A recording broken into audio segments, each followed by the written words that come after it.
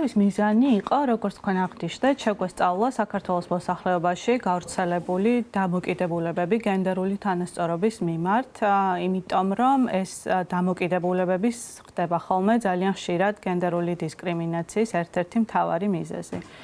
კვლევა პირველად ჩატარდა საქართველოში, თუმცა გაეროს ქალთა ორგანიზაციის მიერ 20-მდე ქვეყანაში ტარდება იგივე კვლევა, იგივე მეთოდოლოგიით.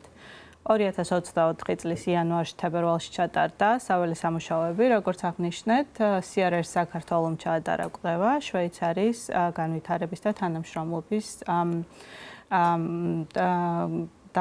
შვეიცარიის მთავრობის მხარდაჭერით.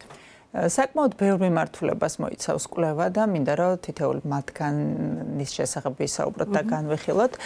დავიწყოთ პირველი დასაქმების მიმართულებით. რა იყო ის მთავარი მიგნებები და სტერეოტიპები, რაც ქალების და კაცების დასაქმების მიმართ არსებობს ქართულ საზოგადოებაში?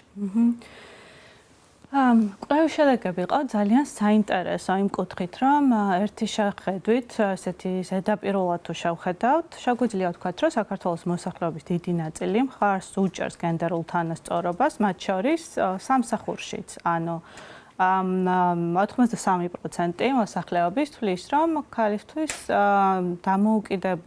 დამოუკიდებლობის საუკეთესო გზა არის, რომ მან იმუშაოს. თუმცა თუ ჩავართ ცოტა უფრო სიღრმეებში, ვნახავთ, რომ ყოველთვის კარგად არ ხდება იმის გააზრება, თუ რა იგულისხმება გენდერულ თანასწორობაში. მაგალითად, მიუხედავად იმისა, რომ მოსახლეობის უმრავლესობა იზიარებს აზრს, რომ ქალისთვის მნიშვნელოვანია, რომ მან იმუშაოს, მოსახლეობის ასევე უმრავლესობა, ხალხის 72% ასევე ამბობს, რომ ყველა პროფესია ქალს არ შეეფერება და უფრო მომსახურების სფეროში სამუშაოები, როგორიც არის სამდივნო საქმე, დაალაგება და ასე შემდეგ, არის ქალისთვის შესაფერისი და მოსახლეობის ნახევარზე მეტი იმაზეც თანხმდება, რომ ყველა პროფესიის შესრულება ქალს არ შეუძლია. ანუ ამის პარალელურად შემოდის მეორე თემა, რაც არის ოჯახში როლების გადანაწილება, მაგრამ იქიდან გამომდინარე, რომ ეს პირდაპირ კავშირშია ქალთა ეკონომიკურ გაძლიერებასთან და მათ დასაქმების შესაძლებლობებთან, აქვე მივაბა მიგნებებსაც, ხო? მიუხედავად იმისა, როგორც თქვით, რომ მოსახლეობას ჯერა, რომ ქალმა უნდა იმუშაოს და ეს მის დამოკიდებულობისთვის მნიშვნელოვანია, მოსახლეობის უმრავლესობა ასევე ეთანხმება იმ მოსაზრებას, რომ ქალმა ნაკლები დრო უნდა გაატაროს სამსახურში და მეტი დრო დაუთმოს ოჯახზე ზრუნვას. ასევე ნახევარზე მეტი ეთანხმება მოსაზრებას, რომ თუ ბავშვი ავად გახდა, მის მოსავლელად სამსახურიდან დასვენების დღე უნდა აიღოს დედამ და არა მამამ. მოსახლეობის დაახლოებით 70% ასევე ფიქრობს, რომ მაშინ, როდესაც დედა მუშაობს, ბავშვები ამით იტანჯებიან, ამას მძიმედ განიცდიან. საინტერესო ის არის, რომ იგივე კითხვა, როდესაც დავსვით მამაზე, ანუ აღმოჩნდა, რომ თუ მოსახლეობის 79% ეთანხმება, რომ როდესაც დედა მუშაობს, ბავშვები ამას მძიმედ განიცდიან, მამაზე იგივე დებულებას მხოლოდ 16% ეთანხმება, გაცილებით ნაკლები. საინტერესოა გამოკითხულთაგან რამდენი იყო ქალი და რამდენი იყო კაცი და ზოგადად ჯამში რამდენი ადამიანი გამოიკითხა და რა ასაკის ესეც მინდოდა რომ გაგვეზუსტებინა. ანუ 1200-ზე მეტი ადამიანი გამოიკითხა, რაც აბსოლუტურად საკმარისია იმისთვის, რომ მივიღოთ განზოგადებული შედეგები საქართველოს მოსახლეობისთვის. შედეგები არის შეწონილი და ასახავს ქალების და კაცების გადანაწილებას მოსახლეობაში და 16 წლის და უფროსი მოსახლეობის აზრს ასახავს ეს კვლევა საზოგადოების. და რადგან ასაკს შეეხეთ, ალბათ ისიც უნდა ვთქვათ, რომ ძალიან დიდი განსხვავება არის 16-24 წლის ასაკის მოსახლეობის მოსაზრებებს და უფრო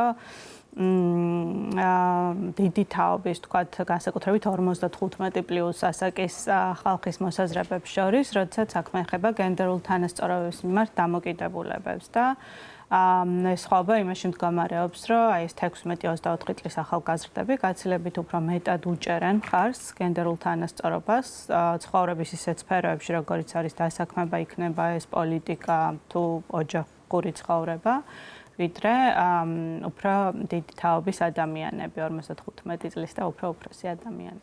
კვლევა მოიცავდა ასევე ქალთა ჩართულობას პოლიტიკაში. რა გამოვლინდა ამ მიმართულებით, როგორია მოსახლეობის მოსაზრება? ამ ხრივად სურათი არის ძალიან მსგავსი. კერძოდ მოსახლეობის დიდი ნაწილი მიიჩნევს, რომ ქვეყნისთვის მეტი ქალის ჩართულობა პოლიტიკაში ძალიან სასარგებლო იქნება. თუმცა ამავდროულად იმასაც ამბობენ, რომ ქალებისთვის ბევრად უფრო რთული არის არჩევით თანამდებობებზე არჩევა, ვიდრე კაცებისთვის. საინტერესო იყო, რომ როდესაც ვკითხეთ, თქვათ, კანდიდატის თანაბარი მახასიათებლების შემთხვევაში ხალხს მიანიჭებდით თუ კაცს უპირატესობას, თქვათ, პრეზიდენტის ან პრემიერ-მინისტრის ან პარლამენტის წევრის ან მერის არჩევით პოზიციებზე. კარგი ის არის, რომ ნახევარზე მეტი ამბობს, რომ სქესს მნიშვნელობა არ აქვს, თუმცა საინტერესო არის ის, რომ მათ შორის, ვინც რომელიმე სქესს ანიჭებს უპირატესობას, უმრავლესობა ირჩევს კაცს. აი მაგალითად, თუ ქალაქის მერის არჩევნები იქნებოდა ქალი და კაცი კანდიდატი, რომელსაც თანაბრად, მეტნაკლებად თანაბარი მახასიათებლები ექნებოდათ, იქნებოდა ეს ასაკი, განათლება თუ ასე შემდეგ. მოსახლეობის დაახლოებით 26%-ით მეტი დაუჭერდა კაც მხარს მხოლოდ იმის გამო, მხოლოდ სქესის გამო. ეს უნდა მეკითხა, რაიმე არგუმენტები თუ მიიყვანეს, თუ რატომ? მხოლოდ სქესის გამო. კი, მხოლოდ სქესის გამო. ქალთა მიმართ ძალადობაც იყო ერთ-ერთი საკითხი, რომელსაც მოიცავდა კვლევა ამ მიმართულებით, რას ფიქრობს ქართული საზოგადოება? ამ მიმართულებით ვთვლი, რომ მაინც გვაქვს კარგი პროგრესი, იქიდან გამომდინარე, რომ ბოლო წლების განმავლობაში გაეროს ქალთა ორგანიზაციაც და სხვა გაეროს სააგენტოებიც, სხვა ორგანიზაციებიც აქტიურად მუშაობდნენ ამ პრობლემაზე, ცნობიერების ამაღლებაზე. კვლევა მაჩვენა, რომ მოსახლეობის 91% ამბობს, რომ ის რომ პარტნიორმა ხელი დაარტყას, პარტნიორს არის აბსოლუტურად მიუღებელი, ანუ არ არსებობს გარემოება, რომელიც ამას გაამართლებს.